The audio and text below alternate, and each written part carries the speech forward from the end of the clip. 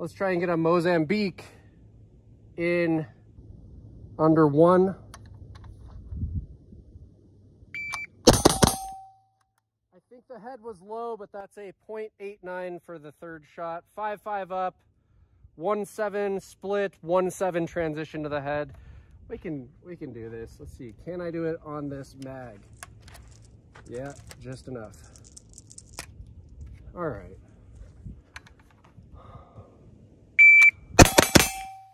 I think those are in. That's a 0.97. 0.63 up. 1.7 split, 1.7 transition to the head. MP5 clone cheek pistol update for you guys. So I posted just a little short of me shooting this. I now have about 600 rounds, over 600 rounds through this gun as it is configured right now. I'll tell you guys, I kind of like this. Before I get into that though, why haven't I done this earlier? Why was I so hesitant to go the MP5-ish route? Here's why, guys. These guns aren't cheap. I mean, these guns are expensive. It wasn't that I couldn't afford these guns before. It's that I don't really want the channel to be about these like unicorn unobtainium objects. And for most people, spending $2,000 on a single gun before you put any optic or light or sling on it, guys, that's a rough one, right? And that's for the clone. So you guys asked also, why not just do a legit HK? Guys, because they're $4,000. That's reason enough, right? $4,000 for a 9mm, I don't know. It's a tough sell. Anyway, there's a reason why these are a fan favorite. They are a crowd favorite because they are super compact. They're not super lightweight, but they are super compact and easy to maneuver with. And the real special thing here is that this is one of very few guns that are roller delay. Very few 9mm are roller delay. I think that's a tragedy. I think the roller delay system and the radial delay system are the best systems to run 9mm off of when you're talking about anything that's like a sub-gun style sized gun like this. They make really soft shooting platforms. So this being a roller delay, really soft recoil compared to just about everything else. I don't care how heavy the gun is. If this gun was the same weight, which it is, like CZ Scorpion, the reason why this gun is so much softer shooting than the Scorpion, roller delay. The reason why this is so much softer shooting than all of, well, the vast majority of the AR9s out there, roller delay system. Roller delay is the bee's knees. You have way less reciprocating mass beating you in the face. You have way less sharp recoil of a heavy bolt carrier impacting your shoulder or along your cheek. They're more controllable because of that. I've also been told that's why these are so expensive, is because a roller delay system that is actually tuned and put together the right way, they are kind of an engineering feat. You have to have good machining and welding and all of the QC to get them to go. But all of these clones generally are regarded as fairly reliable. And that's what I've experienced with this. We're at 600 plus rounds now, not quite 700, but I have had exactly one malfunction with this gun in 600 rounds of hard primered, really low quality control steel case ammo that I have. It ate all of it. It fired all of the hard primers just fine, which should be no surprise because this is kind of like, you know, subgun primers. That's a thing. But it fired that ammo that my SIG and my Glock they'll have about one malfunction at least every single magazine with that ammo. This just ate it up. And I'm happy to have something that eats up the cheap stuff. That's what it is. So yeah, that did just fine. The one malfunction that I had here was a light load. That the ammo that I was using also is just a lot of light loads. You've seen it in my other videos where I say, oh, there's a squib. No, okay, it's not a squib, it's a light load. Yeah, that's not enough to cycle any of the Glocks or the SIGs. It almost cycled this though. Almost. It gave the bolt enough rearward travel to pick up the next round off the magazine, but not enough where it would kick out the brass before that. So it tried to stuff empty brass in with new round, and yeah, that doesn't work.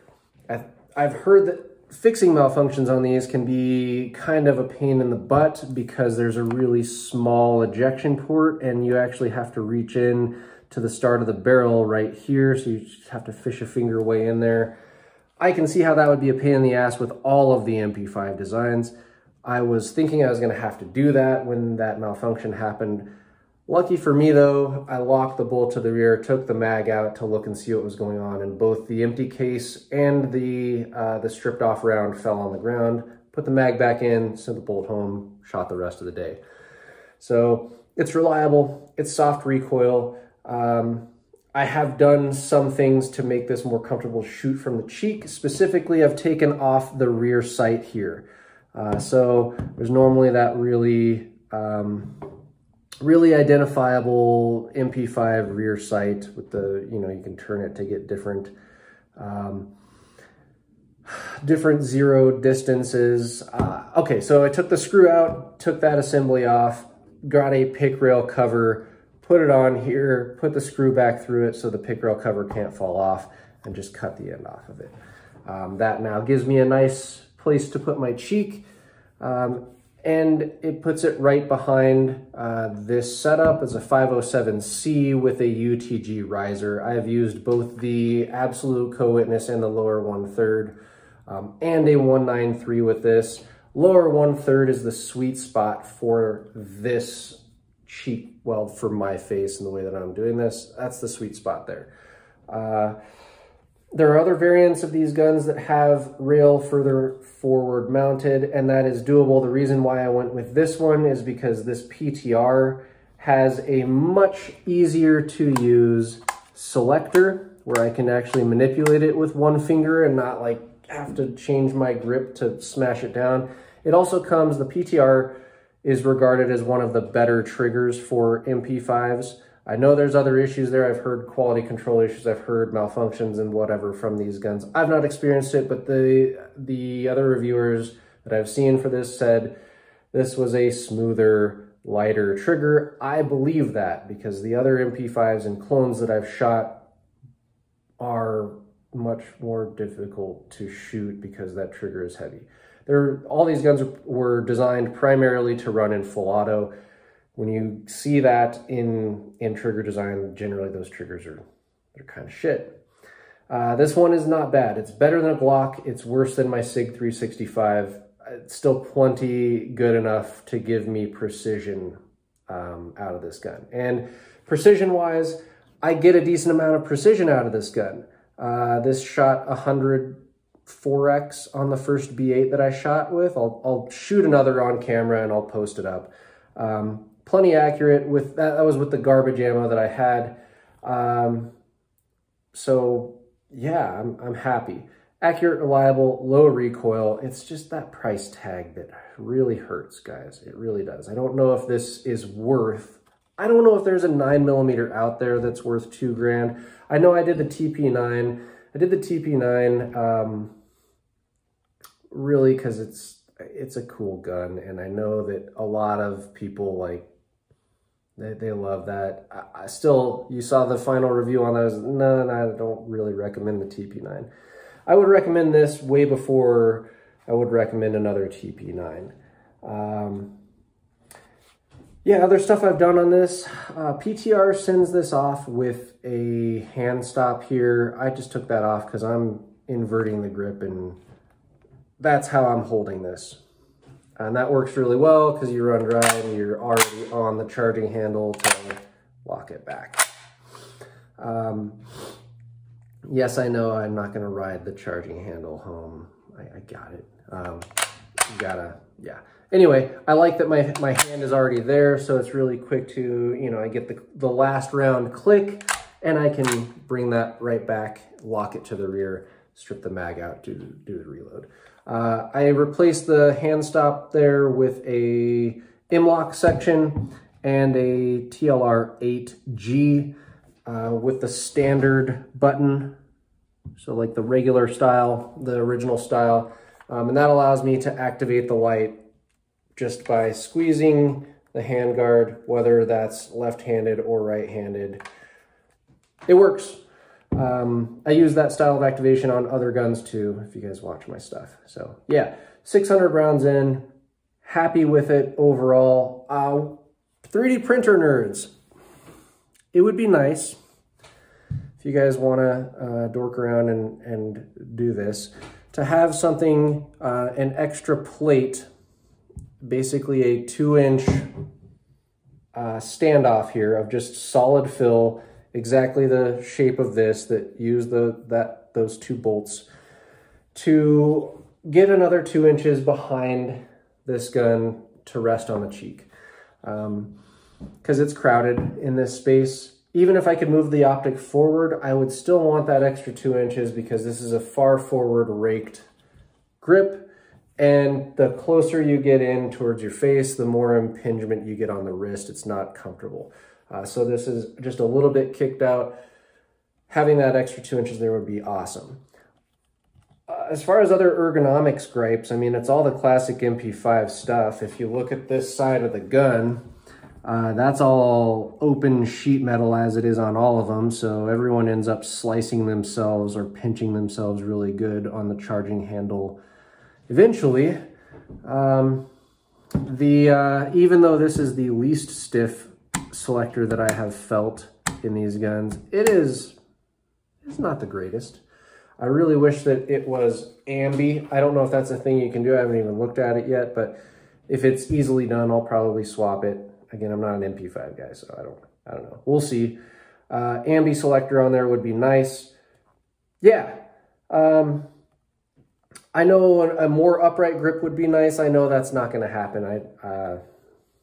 Anyway, for what it is, I think it's doable. Absolutely one of the easiest to shoot cheek pistol configured guns that I have configured yet.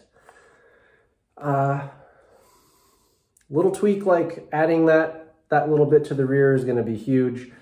But right now, as you can see from the footage that was at the start of the video, this is actually performing pretty well. Look for a video coming up, guys. I'm going to be doing a comparison of several of the cheek pistols against like a standard pistol again, where we'll go more in depth on that. Also, this is your reminder, like, subscribe, hit all the buttons notifications wise, so you can see the updates on this. And if you want more stuff on this, more of a general write-up and other cool stuff, go to the Patreon link in the description and join up at the all access level. Those guys, you guys kick ass who are already doing that. Thank you. And just a reminder for you guys who aren't, those who sign up get extra stuff. So I'll leave you guys with thank you and keep training, stay safe.